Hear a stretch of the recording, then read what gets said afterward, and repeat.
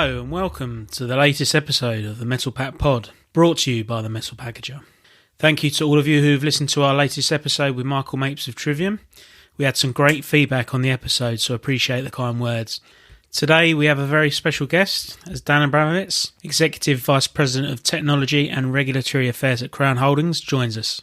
Dan has global responsibility for technology development across Crown and also heads up the Environment, Health and Safety Organisation and Crown's sustainability initiatives.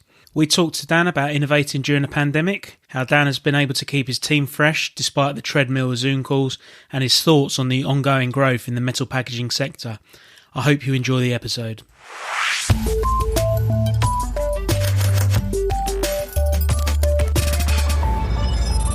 Morning, Dan. How are you? Terrific, Alex. How are you? Yeah, not too bad, thanks. No, thanks very much for taking the time to chat to me. I know you're a very busy man, so it's a real pleasure to have you on the podcast. So as customary with the Metal Pack Pod, we've got a set of quick-fire questions just to get a bit of a flavour of yourself and your thoughts on a few industry topics. So without further ado, I'll get things started. So what would you say your favourite metal packaging product ever is? I think in my case, Alex, it would be the bottle cap or the crown, right? I mean, in the late 1800s, that solved a real unmet need. There was no way to easily seal carbonated beverages. You could insert a cork, you could insert a stopper. Those were all pretty unreliable, slow, difficult, expensive. And so the crown revolutionized the beverage industry for metal packaging. And I'm sure the fact that it was done by William Painter, who started Crown Cork and Seal, plays no role in my selection. And certainly with your role, Chief Technology Officer, we'll get into the innovation side of things later. But no, absolutely fascinating. My next question is your favourite personality from the industry and why? So if I think in the industry, this is someone who I'm not sure how well known he is to your audience, but he's certainly known to the metal packaging industry. A gentleman that works for me named Graham Hughes. So Graham is probably one of the leading experts in metal printing, particularly two-piece beverage printing. He's a technical expert. He's a William Painter Fellow. I referred to William Painter a moment ago with the crown. So he's a technical expert, but he's also one of the most creative people you've ever met. He's also one of the most strategic thinkers you will come across. And let me just say, he's a bit of a character. So when I think of personality, and anyone that knows Graham will know what I mean, that they'll understand my selection. You say character, personality. Come on, there must be a little bit more there. Is there an interesting story there to tell? Oh, Graham is very funny. He's very loud. He's very outgoing, self-deprecating. If you have him in one of your meetings, the meeting will be better. It'll be enjoyable, and it will be, surprisingly creative and forward-looking. So, yeah, there are probably a lot of stories I shouldn't tell, but let's just say that he makes every meeting he's a part of better. I'll ask you after the call, no doubt.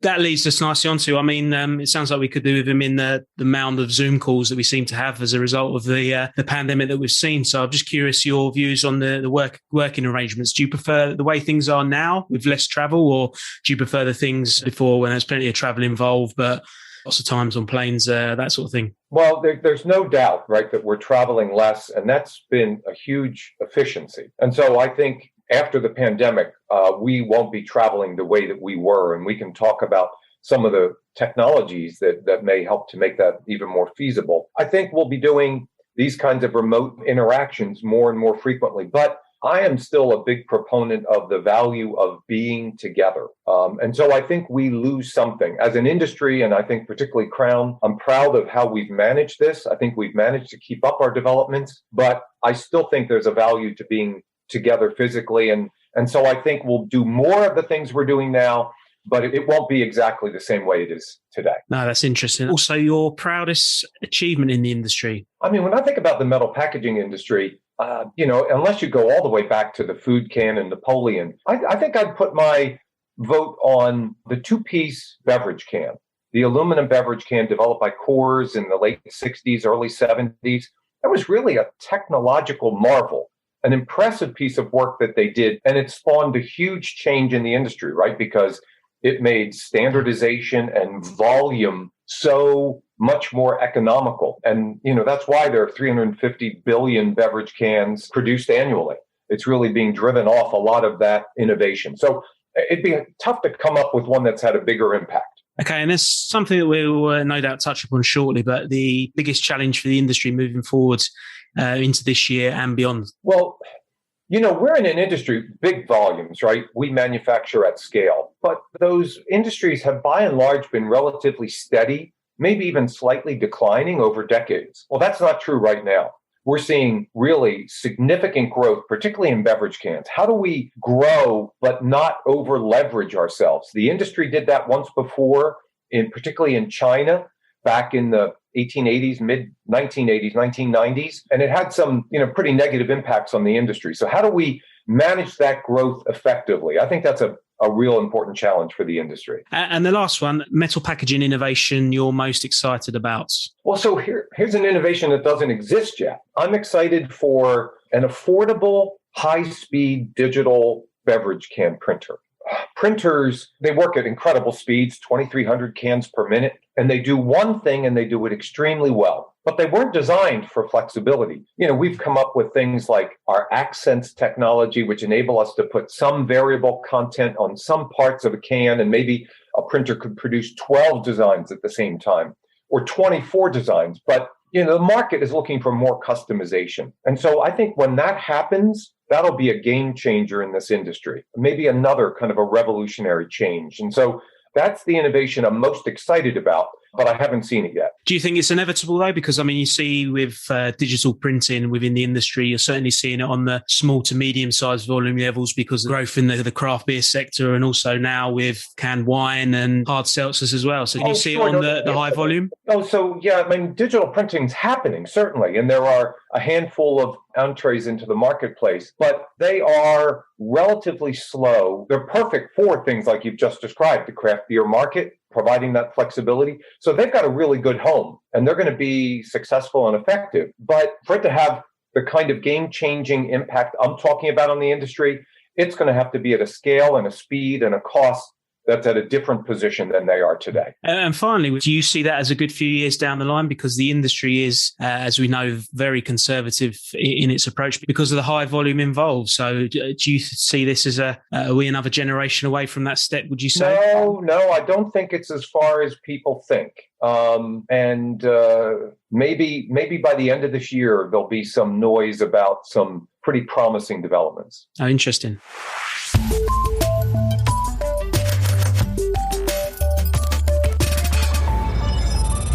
So Dan, we mentioned it briefly with the quickfire set of questions, but I just want to delve a little bit deeper about how you've personally adapted during the pandemic, because you've, in your role as Chief Technology Officer, it's very much a global role. So how have you found the last 12 months or so? I assume it's been a challenge? It's been a challenge, but it's been a remarkable change. So I personally would travel about 70% of the time, whether it's to one of our R&D centers or to meet with a customer or other R&D executives or whatever. So I traveled very heavily. I've taken a handful of trips in the last 13 months, which is quite a remarkable change.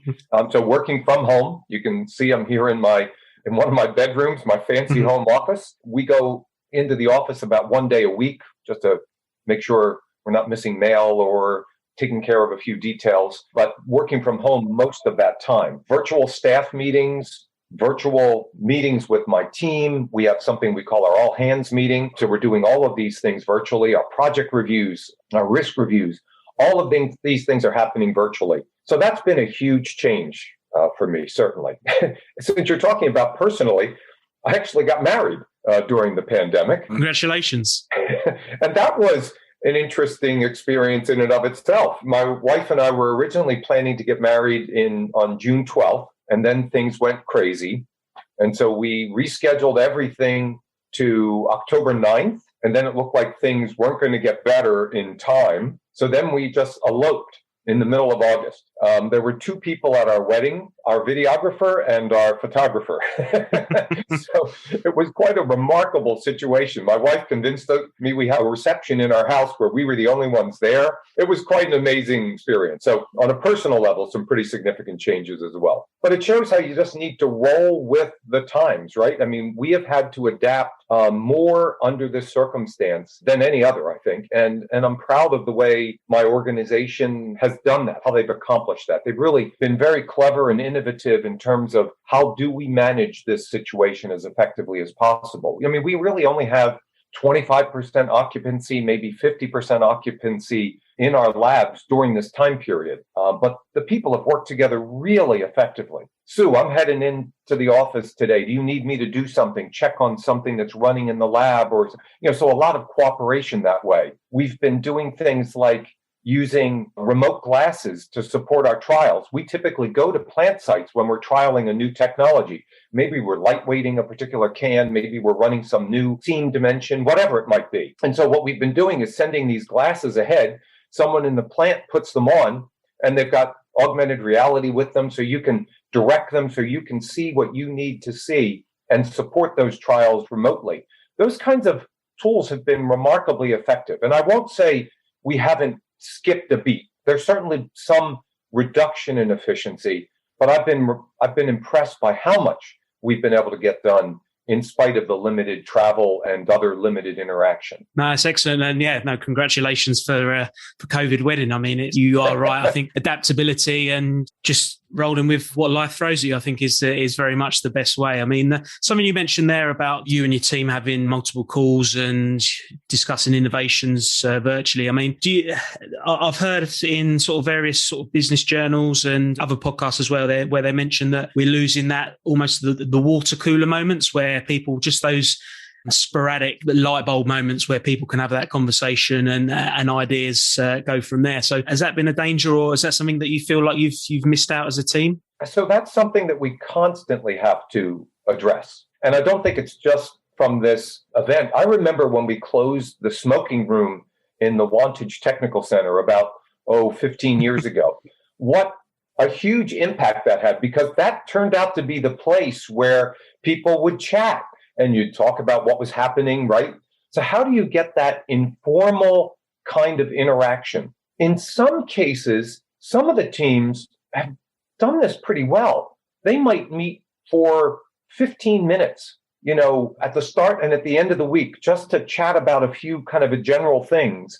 And that seems to really be working. But you're right. How do you get that informal dialogue? One of the things we're doing, we're launching a number of initiatives. I'm big on initiatives, Alex. If you talk to people who work for me, they know I'm always trying to think about how we could do it better than we were doing it before. And we've got an initiative we're going to be launching shortly. We're calling the virtual coffee. So you randomly get paired up with another person in the organization. You're supposed to call that person during the week and just chat about whatever. And a way to kind of get people to know more people in the organization, that's always good, but also to spur those kinds of informal interactions. We also encourage people, and I do this myself, what we call walk-arounds. Now, again, you need to be in the building, right? But just walking around, talking to people, asking them what they're doing. I'm always amazed, as someone that came from outside the industry. I can't call myself an outsider after 23 years, but there was a time, and you can ask the stupid question. It's amazing what you will learn if you just ask someone what they're doing and why, right? Sometimes you look at an approach that they're taking and you challenge why they're doing it that way. And if the answer you get, Alex, is, well, that's the way we've always done it, there's a real opportunity there, right? Yeah, absolutely. So those kinds of informal dialogues are so valuable. And how do we have them virtually if we're not going to be physically together? How do we have them between different sites, right? I mean, when I meet so I'm a part of meetings, organizations called the IRI and MAPI, which are other R&D executives that get together. And, we all have these challenges. You have people in different parts of the globe. How do you get them to interact, right? That's the same challenge we have now with COVID. So I think it's a universal challenge that the industry, that all of us have. And maybe the pandemic has brought it to light a bit more. We need to have those informal conversations. No, absolutely. And it's similar for me with my business as well, where I'm looking to hopefully bring on members of staff in the coming months. And the challenges of having a digital business and working remotely is to have that team spirit, really, because they are things that you can't sort of learn people's body language and things like that. So to foster that team spirit remotely is particularly challenging. So a couple of those ideas there are great points, and also for just general life in in general, because I think the temptation is even close friends, particularly of mine, where I've realised I've not spoken to them in almost 12 months because you don't have the opportunity for those social occasions, and particularly men as well. You don't pick up the phone to people and have a conversation and how you're doing, and a simple conversation, you might get a spark of an idea and you can run with things. So it's really, really curious, I think. And, you're seeing some groups taking good advantage of this, families meeting more frequently than they ever did over a Zoom, right? So nothing takes the place of having people in your home together, sharing a drink or whatever. But there are a lot more of these frequent remote interactions. And I think we're getting better at them. They won't take the place, but they are ways that we can try to get closer to others. No, absolutely. And listeners, we promise we won't touch upon COVID for too much longer, but I just want to, I'm interested in this side of things about your typical day, really, Dan. I mean, is it Zoom calls back to back, or is there time for getting out there to have breaks? Or, just how is your general day-to-day structure now at the moment? And do you have to force yourself to get off the computer a bit? So I don't have a typical day, to be candid. It could start at 3 a.m. because we've got a project review with one of our European businesses. Historically, I would have been in Europe for that meeting. It's still starting at 9 a.m. Doesn't really matter. And so it starts when it starts. So certainly a more flexible time frame than perhaps historically. Unfortunately, still a lot of email, still a lot of meetings, no changes there. In fact, I don't know about you, but you used to build in some time because you had to get from one meeting room to another. That no longer exists. You can get off one Zoom and click right into the next one, right? So in some cases, your schedule could be less flexible. But that said, personally, I'm taking a little more time to take a walk at lunch, something I wouldn't have done in the past, right? Force yourself to get out and interact as much as you can, change your environment, change your scene. So there has been more flexibility that way. And I think that's been good and something we really all have to take advantage of. Because, it doesn't really matter now. I mean, I can call one of my folks in Europe on Teams at 10 o'clock their time and they answer. I mean, we seem to have taken availability to some hyper level, and it's just healthy to be able to get away, to be able to step back, to have some free time. I think if we're going to expect people to be available more, we have to expect them to have a more flexible working environment. It's the thing that we can offer in an R&D world, right? If you're running a plant, the equipment doesn't shut down. You can't take a break. You can't change your hours as easily. But in an R&D world, we can offer that flexibility to our employees. I think we have to do it now more than ever. No, absolutely. I think something my wife mentioned, actually, she works in the property sector here in the UK, and she said that the pandemic has really, it's made people so much more demanding. If you don't get a reply from someone within the hour, you'll get a phone call chasing, because everyone feels like they're almost on show because there's no travel or anything else really. And it's almost a dangerous precedent that can be set in particular companies because of, going from one meeting to another. Whereas particularly in our industry, if you're traveling, you might not be available for 3 or 4 days. And that was just the way things are. So I'll be interested in the coming months to see how that changes. Yeah, I think the organization will all be challenged to be more flexible than we've ever been in terms of our employees. We demand a lot from them, but how can we be as flexible as possible to make the work-life balance as reasonable as possible? We demand a lot from our employees. So what can we give back to make it a better work-life balance for them? And before I move on, I mean, as a company, is there things like mental health and mindfulness and things like that, which 10, 15 years ago, particularly in this ultra-conservative industry, would be almost unheard of terms now? But are they becoming increasingly more important because of that work-life balance, which can be easily blurred at the moment in particular? I think it's health more broadly, to be candid, Alex. Crown has a wellness program that I think is really excellent, where you can go to the lab or the office or whatever, and we'll have wellness events where they've brought in lots of suppliers from both perspectives, right? Mental and physical health, because getting ahead of those things is good for the company and good for the employee. So we've got a rather progressive view of that. And yes, you're right. 20 years ago, that's not the kind of thing you would have expected to see in the metal packaging industry. I think it's critically important. Companies have recognized that it is in their own best interest to have healthy employees in from all perspectives. And so what could we do proactively to maintain health rather than treat it afterwards? So yes, there's quite a bit there. And it's been a very successful program for the company. And I think shows the way that companies need to behave going forward. No, absolutely. I totally agree with that. Just want to move things forward a fraction and discuss the side of metal packaging industry, it's fair to say, is although we shouldn't say it during a pandemic, but it really is booming at the moment. And I was just curious about the innovation side. Does that come with added pressures because of how well the industry is doing at the moment? Is there more pressure to innovate to stay ahead of the curve? I think there probably is. I think that's a fair point, but I want to make sure the definition of innovation fits my own. Sometimes innovation is thought of as only new products, and I think that's too narrow. That is a type of innovation, but we're under pressure to innovate in other ways. How could we qualify products more quickly? Look at all the new products going into beverage cans. I think something like 70% of all new beverages produced in North America in 2019, which is the latest data I have, 70% of those products went into cans. That's a remarkable change, right? Yeah. It just shows how the image of the can has changed. So how do we qualify those products faster since there are so many coming at us? That's innovation, if you can come up with a way to do that reliably.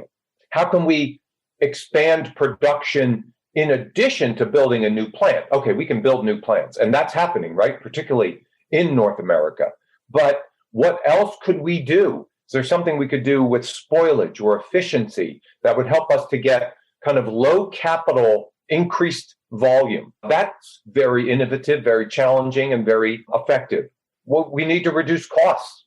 One thing's true of this industry. Our customers are going to be paying less for their containers next year than they are this year, or, along some trend. So how do we continue to take cost out quickly enough to maintain our margins in this industry? That's a very important innovation. And it could be lightweighting, certainly, but it could be many other kinds of changes in our manufacturing environment. How do we speed time to market? So new products, certainly, and in food cans, we're seeing more peelable foils. We're seeing more sizes. We're seeing other innovations. We just launched something where we substitute beading for a pattern on the can, which has some nice advantages. So yes, those kinds of innovations, certainly, but it has to be broader than that.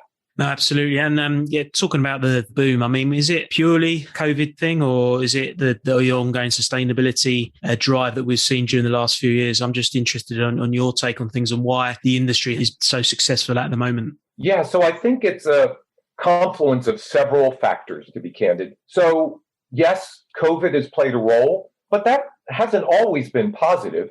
More people eating at home, that certainly increased food can volumes. Beverage cans, actually, in some markets, Brazil, Southeast Asia, where there was a lot of on-market use, sale in bars and restaurants and the like, that actually took quite a hit. So it's not just COVID. I think there's been a huge change in public awareness about recycling. This has been driven, I think, primarily by concerns about plastic waste. The ocean plastic that has become so prevalent is at such a scale. It's made consumers recognize that just because something has a recycling symbol on the outside of it doesn't mean that it's actually recycled. And so that's playing a role. And we have many innovations we're involved in where customers are looking to get out of an existing plastic product because of this increased awareness and concern. It is the fact that cans have such a good environmental story.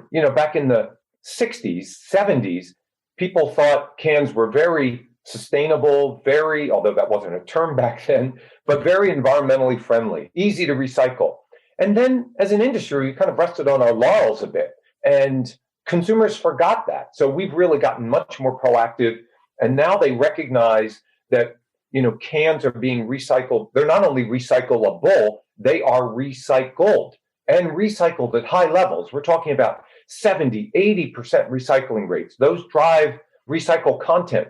That certainly plays a role. I think it's also food waste. People are becoming more conscious about food waste. And this comes as a shock to a lot of people, but something like 40% of all the food that we grow around the world is discarded. That's a huge number. When you think about the fact that 1 in 9 people on this planet is starving, how could we be throwing away nearly half of the food that we grow? And we do it in 2 different ways. If you're in the developed world, we do it at retail and we do it in the consumer's homes. We're the problem. If you look at the developing nations, it tends to be because it couldn't get to the market in time.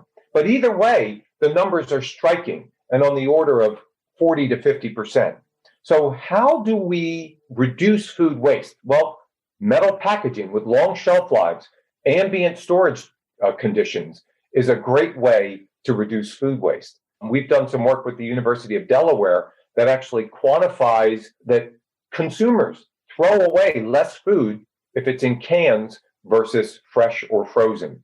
So I think it's the confluence of all of those factors that is having the kinds of outcomes that you're talking about. The fact that food can volumes are up 12, 15% in many markets around the world. The fact that there are all of these new beverage products that are now being launched in cans. It's that kind of perfect storm of issues that all favor metal packaging. Dan, I'm curious to what you just said there. I mean, is there a danger of complacency, would you say, with how the industry's doing? I mean, we're talking about success rate with this growth, and the plastics market, they're going to get their act together on the sustainability message. The plastics industry is going to respond. I think we would be naive not to expect that.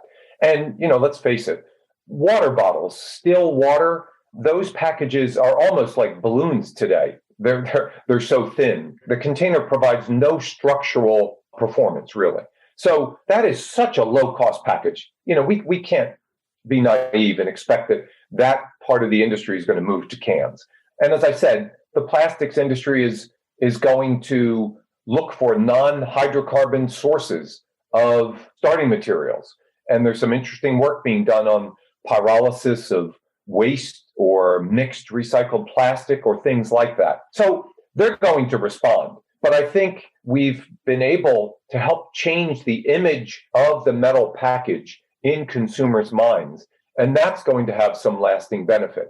I don't think the industry is naive that the competition will stay strong from other materials. So I doubt that we'll let our guard down. And doing things to even improve further the environmental credentials for metal packaging is very important. I remember just only 5 years ago, Alex, investors were looking at the carbon footprint of a can and assuming it was all made from virgin material. Now, that's a crazy assumption, but that's what they were doing. So, as you know, it takes a lot of energy to make metal, whether it's aluminum or steel. And that energy drives a large carbon footprint.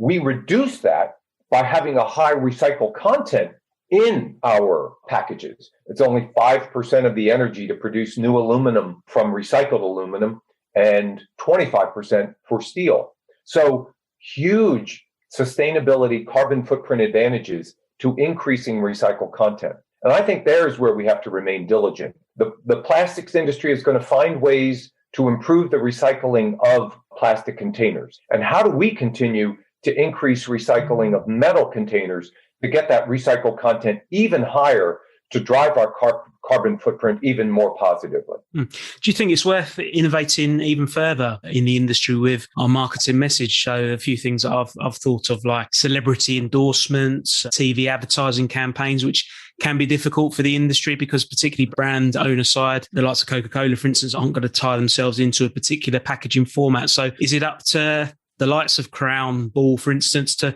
drive things with maybe TV advertisement campaigns and celebrity endorsements? I think we have to remain proactive, whether it's Crown and Ball or whether we do it as we have been through our industrial groups, whether we're talking about the Metal Packaging Association in Europe or the Can Manufacturers Institute in the States, using those forums to be proactive about getting those messages out is, I think, absolutely appropriate and important and must continue. Absolutely. Just moving things on, I mean, we talked about product innovation side, but another one of Crown's sort of defining principles at the moment is its note to sustainability principles. So I just thought if you could go into the latest at Crown on a sustainability front, just to inform our listeners. Yeah, so Crown has actually launched just a year ago a very aggressive, what we're calling 20 by 30 sustainability program. So 20 aggressive goals that we've committed to achieve by 2030, which is not that far away now. And so it's really become the way that we think about things. And what I like is that they've driven some key goals to different parts of the organization. So the R&D group is a part of this sustainability journey. How do we help to keep moving Crown towards those goals? So we have some aggressive goals like reducing 10% of the metal volume from our beverage and food cans. That's a big number when you think about how much we've decreased the material content of these cans and ends over time. So to take out another 10% would be a very big sustainability advancement. And we are tracking ourselves towards that goal, developing programs to help us to meet that aggressive target. So lightweighting is certainly one way we do it, material efficiency. But sustainability is all about efficiency from my perspective. So there it might be the material efficiency, but a big piece of it has to be our manufacturing efficiency as well. And Crown has a lot of programs that are aimed at how we make our manufacturing lines more efficient. We have a process monitoring team that comes out with some pretty clever ideas for new technologies we can use to inspect, check, and improve our manufacturing operations. We have something we call our smart line system, which kind of ties together the disparate unit processes in the plant into a single operational system for the plant manager to help them to see where they can improve efficiencies, spoilage, whatever it is. So that's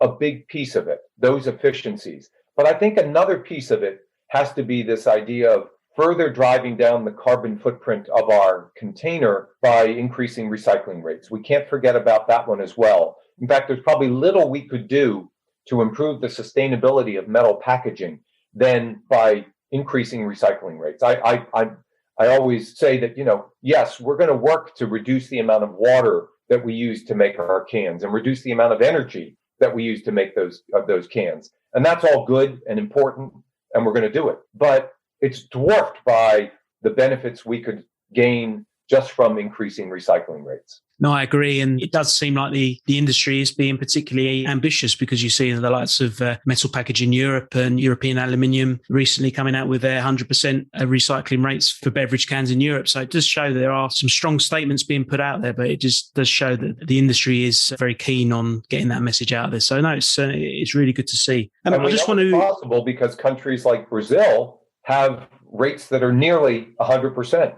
Yeah, no, absolutely. Just want to tie things up, really. I mean, looking for challenges for the future. I mean, we have touched upon it earlier, but I want to get your thoughts on how us as an industry can keep things moving and always look ahead for the next 3 to 5 years, really. Is there anything else that you can share with us? Well, I mean, I think some of it maybe I'll be repeating. If I think about the challenges for the industry going forward, how do we maintain that growth in beverage cans? How do we support that growth without over leveraging the industry?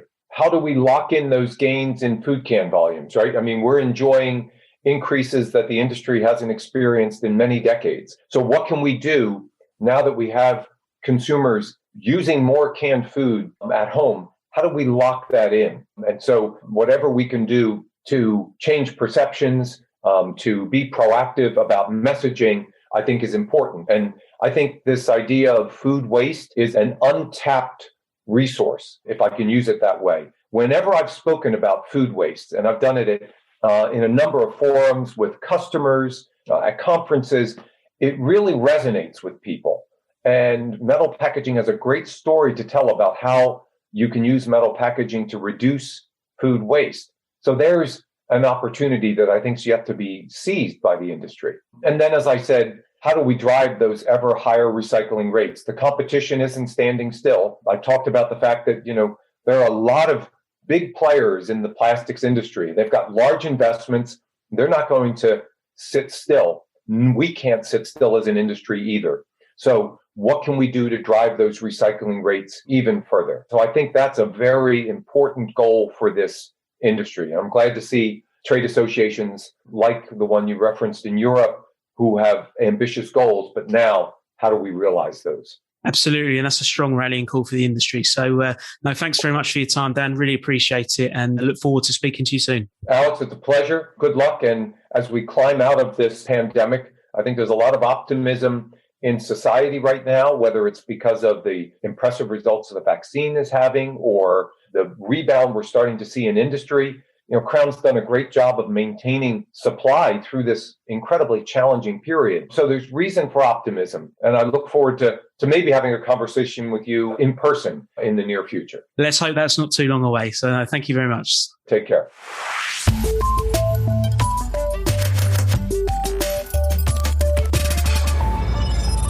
Wow, that was a great episode. Really enjoyed that. Having interviewed Dan several times over the years, it's always been a pleasure. His compelling company and his vision for innovation and ideas on leading his team are certainly of a real interest for other team leaders. What certainly comes across is a company with a strong heritage of innovation.